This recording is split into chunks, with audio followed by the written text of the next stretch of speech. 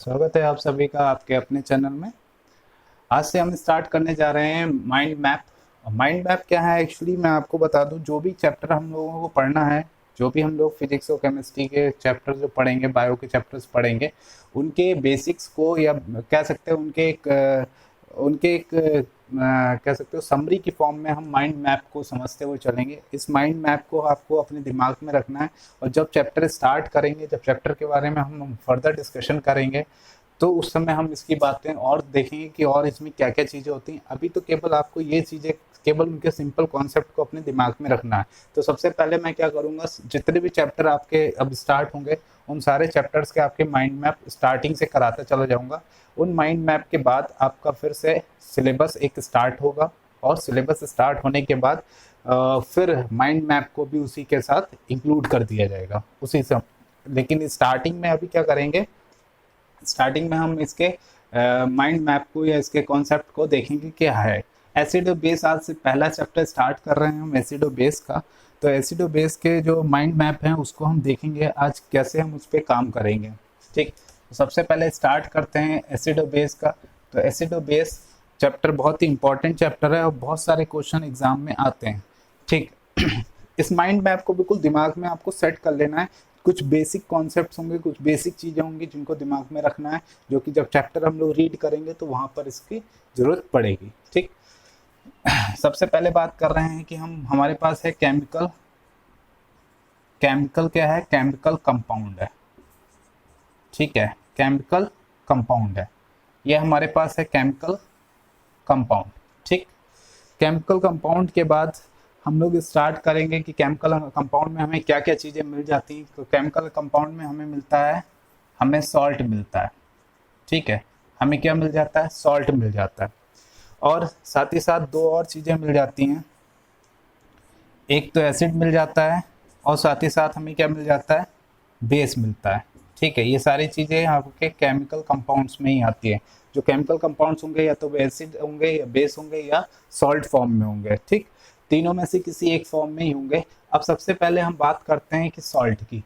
तो सॉल्ट में भी हमारे पास बहुत सारी चीज़ें हैं। अगर हम बात करें कि सॉल्ट में क्या क्या चीज़ें हमारे पास हैं, ऊपर का इरेज करना पड़ेगा थोड़ा सा। तो ये पहली क्लास है इसकी, और इसी तरीके से क्लासेस हम स्टार्ट करेंगे और पूरा अपना साइंस का जो चैप्टर है, पूरा साइंस अपना कंप्लीट करेंगे। ये बेसिक्स है, सारे बेसिक्स आपको यहाँ पर मिल जाएंगे। ठीक, इसीलिए मैंने इसको नाम दिया है माइंड मैप। ठीक है, माइंड मैप इसीलिए मैंने इसको नाम दिया गया है। ठीक, चलते हैं अपने सॉल्ट के ऊपर कि सॉल्ट में क्या क्या चीज़ें होती हैं। देखिए, सॉल्ट में क्या होगा, पहली चीज़ तो होगा इसमें हाई बीपी एंड एमपी होगा। बीपी और एमपी क्या हो गया? बीपी मतलब हो गया बॉइलिंग पॉइंट और एमपी मतलब हो गया मेल्टिंग पॉइंट। ठीक है, उसके बाद दूसरा पॉइंट क्या है, क्या इसकी क्वालिटी और क्या क्या, कैसे हम सॉल्ट को पहचानेंगे। सॉल्ट जो होंगे कैसे होंगे? मोस्टली कैसे होंगे? सॉलिड होंगे।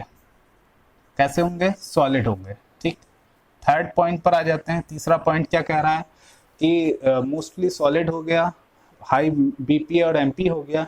तीसरे पॉइंट पर आ जाते हैं, उसमें कहेंगे कि सोल्यूबल होगा इन वाटर, यानी कि पानी में घुलनशील होगा। सोल्यूबल इन वाटर, जो भी सॉल्ट होगा वो वाटर में क्या होगा?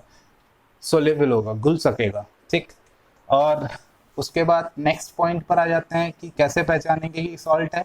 सॉल्ट जो भी होगा, जो सोल्यूशन होगा, solution of water, solution of water, जो भी वाटर के साथ जो सोल्यूशन बनाएगा, कैन कंडक्ट इलेक्ट्रिसिटी। वो क्या कर सकेगा? इलेक्ट्रिसिटी को कंडक्ट कर सकेगा। ठीक है, उसके अंदर इलेक्ट्रिसिटी कंडक्ट करने की पावर होगी। तो ये सॉल्ट है। जो सॉल्ट को आपको पहचानना है तो इस तरीके से सॉल्ट को आप पहचान लेंगे। अब आ जाते हैं कि इसकी एसिड को पहचानने के लिए क्या कंडीशन हो सकती हैं। तो एसिड को पहचानने के लिए क्या करें? हाँ, चलिए यहीं से स्टार्ट कर देते हैं। एसिड को पहचानने के लिए कुछ कंडीशन होगी। पहली चीज़, एसिड कैसा होगा? एसिड जो होगा आपका वो साउर इन टेस्ट होगा। ठीक है, साउर इन टेस्ट, यानी कि कैसा होगा, खट्टा होगा, खाने में कैसा होगा, एसिड जैसे होंगे, खट्टे होंगे, साउर इन टेस्ट होंगे। दूसरी बात कि जो एसिड होंगे वो कैसे नेचर में होंगे, कोरोसिव नेचर में होंगे। कोरोसिव क्या होगा, कोरोसिव मतलब होता है कि बहुत हार्ड होते हैं, ये आपको आपकी स्किन को या आपके जो है आपके कपड़ों को, आपके पेपर को या आपके क्लॉथ्स को क्या कर सकता है, इफेक्ट पहुंचा सकते हैं, ठीक, इवन आपको जला भी सकते हैं, इतने हार्ड होते हैं, कोरोसिव होंगे, ठीक। उसके बाद तीसरी क्वालिटी क्या होगी, जब इनको आप क्या करेंगे, जब इनका आप इनमें लिटमस पेपर इसमें डालेंगे तो क्या होगा, जो आपका ब्लू लिटमस पेपर होगा, ब्लू जो होगा वो किस में टर्न हो जाएगा, टर्न इन रेड, ठीक है। ब्लू रेड जो लिटमस पेपर होगा वो टर्न हो जाता है, वो रेड में टर्न हो जाएगा, ठीक है। उसके बाद आ जाता है कि इसमें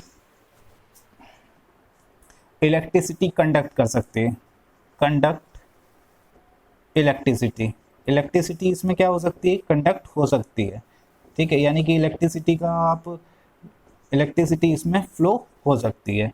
उसके बाद देखिए, पहला तो हो गया साउर इन टेस्ट हो गया, उसके बाद हो गया आपका कि उसके कोरोसिव नेचर का होगा, उसके बाद कह रहा है कि जो ब्लू लिटमस पेपर होगा उसको वो रेड कर देगा, ठीक, और उसके बाद कंडक्ट कर सकता है, इलेक्ट्रिसिटी कंडक्ट कर सकता है। और एक और चीज होगी soluble in water, soluble in water, और वाटर में कैसा होगा, सोल्यूबल होगा, यानी कि वाटर में घुलनशील होगा, घुल सकेगा। अब इसकी प्रॉपर्टीज देख लेते हैं कि कैसे आप पहचानेंगे कि बेस है। तो बेस का सबसे पहले चीज टेस्ट की बात करेंगे, तो बिटर इन टेस्ट होगा, बिटर इन टेस्ट यानी कि कड़वापन होगा। देखिए, टेस्ट करने का मतलब है टेस्ट मत करने लगेगा, कुछ ऐसे भी होते हैं जिनको टेस्ट नहीं किया जा सकता, मे बी वो आपकी बॉडी को क्या कर सकते हो, कुछ प्रॉब्लम पहुंचा दें। उसके बाद क्या होगा, कोरोसिव नेचर इसका भी होता है, यानी कि कुछ ऐसे भी बेसेस होते हैं जो बहुत हार्ड होते हैं, ठीक, इवन वो मेटल को भी क्या कर देते हैं, मेल्ट कर देते हैं। अब इसमें क्या होता है, जो लिटमस पेपर होता है वो ब्लू से कैसे, वो रेड से कैसे हो जाता है, रेड लिटमस पेपर जो होता है वो टर्न हो जाता है, टर्न इन ब्लू, ठीक है, ब्लू में टर्न हो जाता है, ठीक, कट तो नहीं रहा, ठीक। बेस जो होता है, बेस की क्वालिटी क्या होती है, बेस जो होता है बिटर इन टेस्ट होता है, एसिड जो होता है साउर इन टेस्ट होता है, कोरोसिव नेचर इसका भी होता है, इसका भी होता है, red turn in a blue, और ब्लू क्या करता है, ब्लू जो रेड लिटमस पेपर होता है उसको ब्लू में कन्वर्ट कर देता है, ठीक। और एक और इम्पॉर्टेंट चीज होती है, जो आपका बेस होगा वो आपका सोपी नेचर का होगा।